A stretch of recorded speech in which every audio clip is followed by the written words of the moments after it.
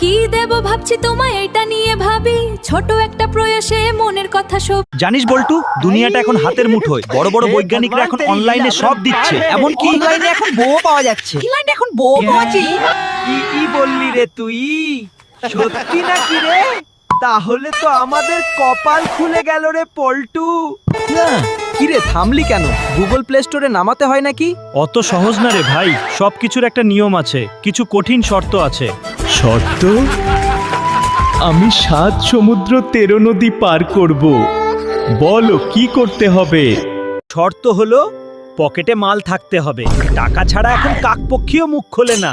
কত লাগবে বল? Booking charge কত?